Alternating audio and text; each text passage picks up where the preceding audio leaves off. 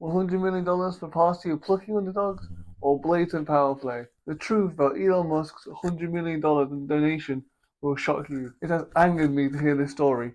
Once again, the richest people interfere with democracy while preaching freedom of speech. This is blatant corruption. If you've been on Twitter this year, RIP OG Twitter, you'll have noticed some big differences. But you don't need me to explain that. It is a hidden agenda behind these changes that I want to discuss. The creation of an alternate reality where the problems we face are not caused by those with power, but by the powerless. This is Common Power UK, the new platform dedicated not just to speaking about systemic problems, but also to organise and to force real change. First, we will discover how unscrupulous forces act to use manipulation to make us believe their story, minimization to mitigate their own role in the problem, and distraction to prevent us from taking action. Then we will discuss how we can start to fix the corruption that caused it in the first place. Smash a like, share, comment, and subscribe if you like this video and want more. Let's get stuck in. Something that really troubles me is how people I know, good people, have been tricked. They've been tricked into thinking that I've been tricked. I've heard all sorts from my family and some of my friends. The kind of shocking thing like, if I didn't vote for reform, I'd have voted Rishi anyway. That tells me something is badly wrong. How can the reality of NHS failures, train strikes, and stagnant wages, caused by the siphoning of public money, be solved by sending people to Rwanda or by leaving the EHCR? That is woefully misguided. Therefore, there must be manipulation at play to convince people they are viable solutions. When looking from a historical perspective, it is easy to see how people can be so blind. For centuries, the ruling class has told us a pretty picture of their history, one where colonization was predominantly beneficial to all parties, which is ironic given the current narrative of an invasion from a demonized minority. Folks, it doesn't take much digging to see through their constructed reality. However, I've really struggled convincing people who have fallen into the rabbit hole. Their manipulation is powerful. They stoke fear in people without them realizing it. They do this by using dehumanizing language, misrepresenting the truth to only point out faults in specific communities, then propose that only they have the solution. One way out of the rabbit hole is to realize that they talk tough, get into power, and then don't do anything about the supposed problems. By the way, those problems are very false. Take birth rate for an example.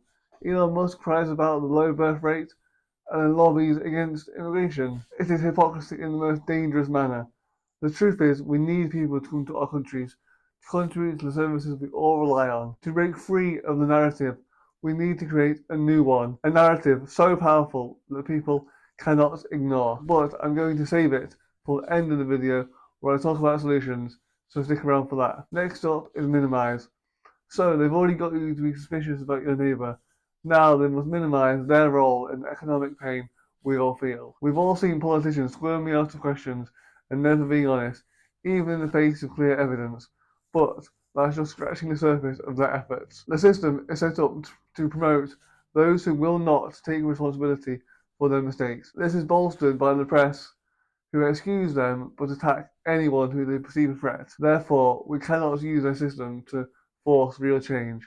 We must operate on the outside to prevent their forces destroying the movement, as has been done so many times in the past. If you're not aware, every positive political movement has been corrupted or destroyed, and therefore rendered powerless. For example, the BLM movement started as a positive protest against injustice, but was then watered down almost immediately as it was adopted by the mainstream. I remember family members showing me characterizations of George Floyd and other people associated with BLM. To me, it sounds crazy, but if you convince someone that he was on crack, you might decide that police brutality is overblown and just woke nonsense. Crazy. The anti-woke movement has primed people to reject any sort of progress and tolerance with the aim of returning things how they once were. That is another mistake that has been repeated historically. We must avoid nostalgizing the past. It has led to a warped view of the present, and we all know that who controls the past controls the present. We can only look to the future. They have no vision that presents a positive future.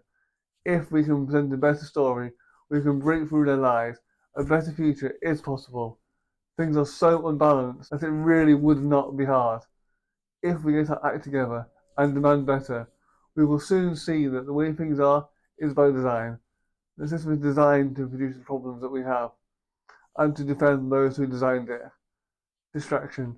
Finally, we have distraction. Distraction persists through many layers of society, from pointless PMQs that are basically the same side arguing amongst themselves, to the increased workload that burn out the population to the point where taking one day off work to strike means your family won't eat. In the recent US election, distraction is their bread and butter. All the noise from the winning campaign was about the woke mind virus, freedom of speech, and to seal the borders. So let's break down how their rhetoric distracts from reality.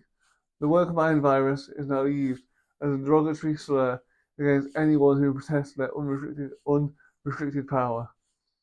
Their threats that perceived wokeness is one of the biggest threats to modern civilization are designed to distract those already fearful.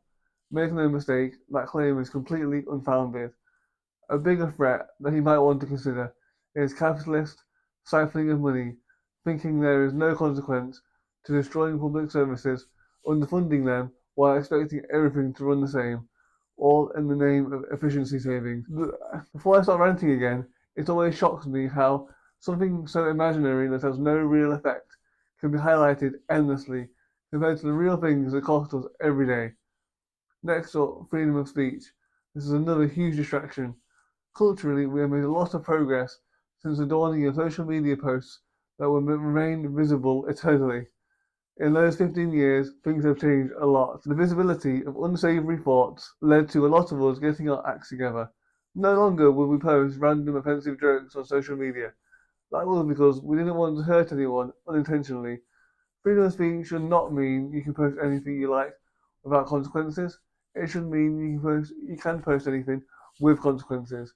Using the example of the UK summer riots, the Tory councillor posted this. Now, you think that inciting mass would be condemned universally, but no, I was astonished to see endless tweets that all had the same basic rhetoric. Woman jailed for tweet is proof the left hate freedom of speech. It is shocking that the contents of the tweet are ignored, hoping to rile people up before they realise what she said. Using the strategy of attack the enemy by lying, but by the time the lie is exposed, it's already been believed by enough people to have the intended effect. Finally, we have the seal the borders distraction. It is an incredibly powerful distraction technique and used throughout history to alienate migrants and use the resulting conflict to consolidate power. It is also the most hypocritical. Elon Musk is the biggest hypocrite on this issue. He complains about the birth rate dropping in the West, but doesn't accept that migration is beneficial. As a migrant who has changed citizenship, ah, once again, it's one rule for the wealthy, and the rest of us are pitted against each other to maintain the status quo. So that's just the tip of the iceberg of the election interference that goes on. But I don't want to just tell you that everything is terrible and there's nothing we can do. That would mean they win. So, how do we solve the problem? We must be a stronger collective to overcome the mountain.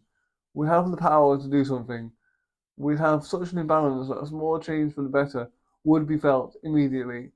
The only way to overcome the corruption is through reclaiming democracy, and ending political donations would be a good start to that, but is by no means the solution. That would be just a start in the vast number of changes required to rebalance things properly. First, we would enshrine proper democracy laws, ensuring that democracy is fit for the 21st century. An example of this is to abolish the House of Lords would be a very good start of that. Then, malicious corporate practices would be banned and heavily regulated. I'm talking about practices like passing on tax rises to customers, increasing wages by less than inflation, and the siphoning of public money. Also, we must renationalise every public serving industry to ensure that no public money is wasted in the siphoning off to shareholders. These things alone would improve the lives of every single person in whichever country you are from. How we go about organising as a collective is the part that I don't have the answer to. But the point of this channel is so we can all learn together. After all, I'm just one person. The power of a collective comes as a whole. I don't want individual power. I just want us all to find our purpose in creating a new, fairer system. Another thing that's desperately needed is to rebalance the tax system. But I'll save that for next week. If you're lucky enough that it's already been released, you can click here to directly work towards common power. We'll see you in the next one. Thank you. Bye bye.